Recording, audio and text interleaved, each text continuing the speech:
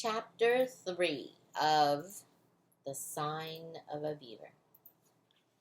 He was sitting on the flat stone that served as a doorstep, waiting for his supper to cook. The late sun slanted in long yellow bars across the clearing. The forest beyond was already in shadow. Matt was feeling well pleased with his day. That morning he had shot a rabbit. He had skinned it carefully, stretching the fur against the cabin wall to dry. Chunks of the meat were boiling now in the kettle over the fire, and the good smell came through the door and made his mouth water. In the dimness of the trees, a darker shadow moved. This time it didn't disappear, but came steadily nearer. He could hear the crackle of twigs under heavy boots. Matt leaped to his feet. "Pa!" No answer. It wasn't his father, of course. It couldn't be. An Indian? Matt felt a curl of alarm against his backbone. He stood waiting, his muscles tense. The man who came tramping out of the trees was not an Indian. He was heavy-set, the fat bulging under a ragged blue army coat. His face was almost invisible behind a tangle of reddish whiskers. Halfway across the clearing, he stopped. "Howdy," he said cheerfully. "Hello," Matt answered uncertainly. Was this someone who ought to be greeted like a deacon? The stranger came closer so that Matt could see the small blue eyes that glittered in the weather-hardened face. The man stood, deliberately taking his time, looking over the cabin in the cornfield. Nice place you got here." Matt said nothing. The man peered curiously over Matt's shoulder through the open door. He could easily see that the cabin was empty. "Y'all alone here?" Matt hesitated. "My father is away just now. Be back soon, will he?" Matt was puzzled by his own unwillingness to answer. He ought to be glad to see anyone after all these days alone, but somehow he wasn't. He didn't quite know why he found himself lying. Anytime now, he said, he went back to the river to get supplies. He might be back tonight. "When I saw you coming, I thought it was him. Guess I surprised you. Reckon you don't get much company way off here." "No, we don't," Matt answered. Then your pappy wouldn't want you to turn away a visitor, would he?" the man asked. "Thought maybe you'd ask me to stay for supper. I got a whiff of it half a mile off." Matt remembered his manners.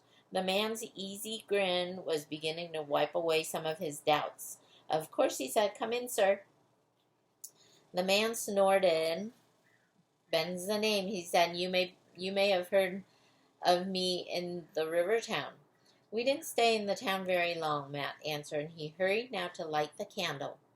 The stranger stood inside the door, taking in every inch of the small room. "Your pappy knows how to build a good, tight house," he said. "You reckon on staying here for good?" "It's our land," Matt told him. In the candlelight, the room looked snug and homey, something to be proud of, showing off to a stranger. "My mother and sister will be coming soon." "More folks coming all the time," the man said. "Time was you could tramp for a month and never see a chimney.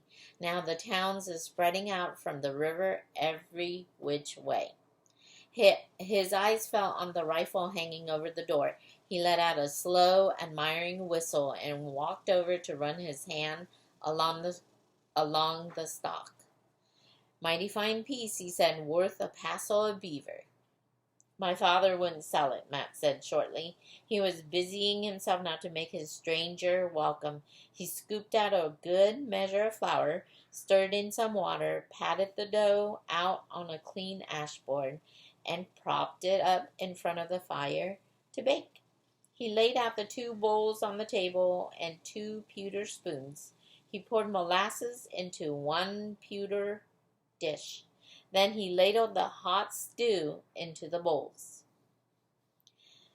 The way that stew disappeared, the stranger couldn't have eaten a meal for a good while.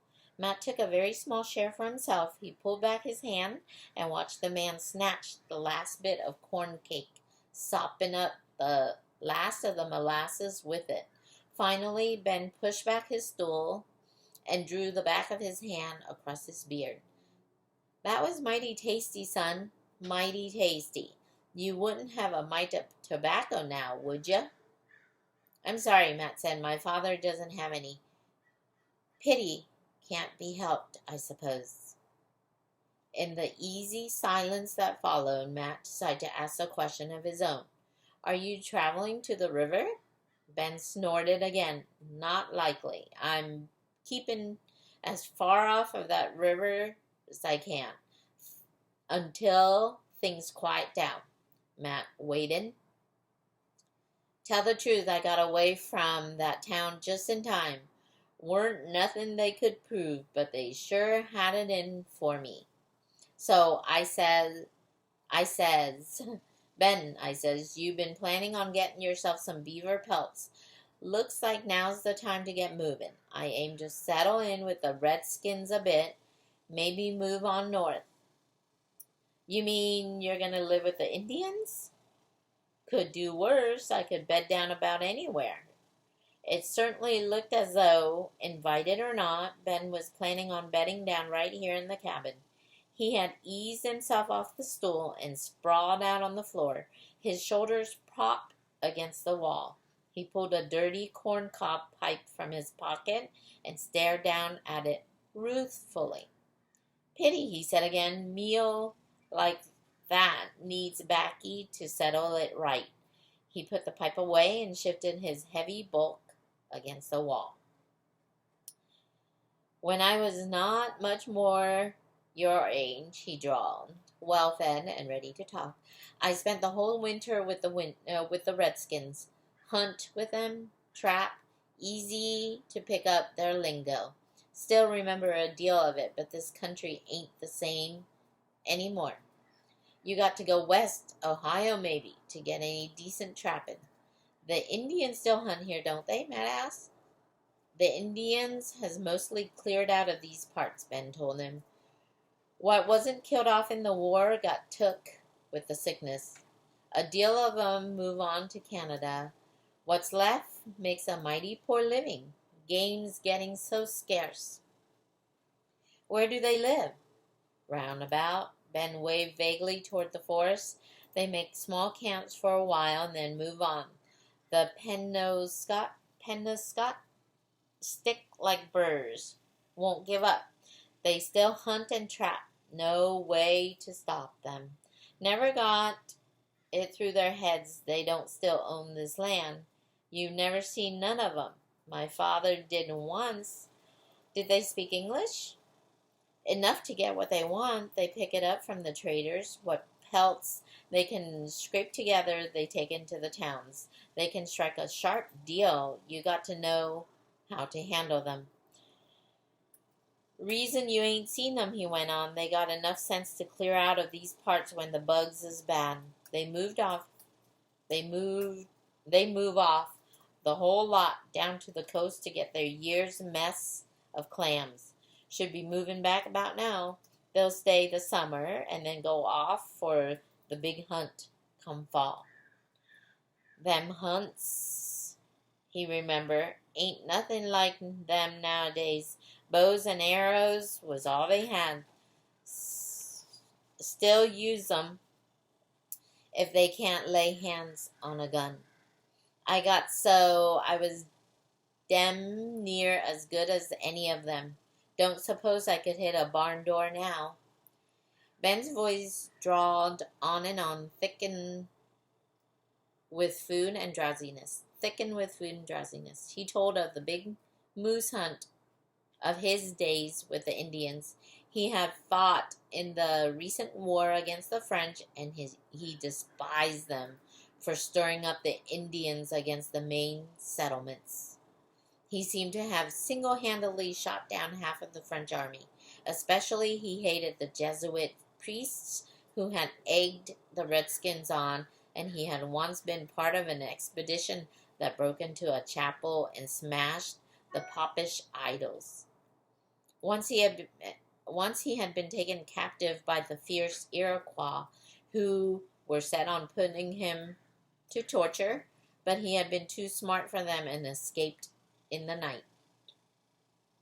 Listening, Matt couldn't make the man out. To hear him talk, he had been as big a hero as Jack the Giant Killer, but he didn't look the part. He had certainly fallen on hard times of late, no doubt about that. However, he could tell a good story. The man's voice was trailing off, and he slumped lower and lower. Presently, he was sprawled flat on the floor and snoring. It was clear enough that he could bed down anywhere. At least he hasn't taken over Matt's bed. Matt moved about quietly, though he doubted anything could disturb his guest. He cleaned off the bowls with his twig brush, then he banked the fire with ashes. Finally, he settled down on his hammock mattress. But he couldn't sleep. He lay staring up at the log roof even after the last flicker of firelight had died away and the cabin was in darkness. He couldn't quiet his uneasy thoughts. Bragging about his adventure by the fire, Ben had seemed harmless, just a fat, tired old man grateful for a good meal. To be honest, Matt had enjoyed his company. Now he began to worry. How long was Ben going to stay? He was sure to find out soon that Matt was living alone. When he did, would he decide it was more comfortable here than in the Indian village? At the rate he had wolfed down that supper, the flour and molasses wouldn't hold out long. Would he expect Matt to go on providing meals and waiting on him? And why had he left that town on the river in such a hurry? Was there really some charge against him? Was he in danger, perhaps even a murderer? At the thought, Matt sat up on his pine bed. He'd be sensible to stay awake and on guard. He's half a mind to fetch down his father's rifle and keep it near at hand. Then he felt ashamed. What would his father say about begrudging a stranger a meal and a night's rest? All the same, he was determined not to shut his eyes that night. He kept them open for a long time, but suddenly he jerked out of a deep sleep and saw that daylight was streaming across the cabin floor, and the cabin door was open, and the man was gone. Perhaps he had only stepped outside. Matt stumbled to the door. No sign of the stranger. Relief flooded over him and all that worrying. And the man had never intended to stay. Perhaps he had actually believed the lie that his father was returning that day. Then once again Matt felt ashamed. He must have made it only too plain that Ben wasn't welcome. Would Pa say he had done wrong? Still, it was too early to be sure. At any moment Ben might appear, hungry for breakfast. He had better stir up some fresh corn cakes. It was then that he noticed his father's rifle was not hanging over the door. In a panic, he searched the cabin, his own bed, the corner shelves under the table, and the stools. He reached back to the door on the edge of the forest. It was no use. No way of telling which way the man had taken or how long he had been on his way while Matt slept. Ben was gone, and so was the rifle. He should have kept it in his hands as his hunch had warned him. He could now see that the man had had his mind set on that gun from the moment he laid eyes on it. But even if Matt had had it in his hands, would he have held out against those burly arms? And to keep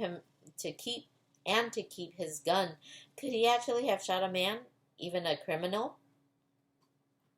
It was only later, when his rage began to die down, that he felt a prickle of fear. Now he had no protection and no way to get meat. Sick with anger, he sat staring at his row of notched sticks. It would be a month at least before his father returned. A month of nothing but fish. And what would his father say? The end of chapter 3.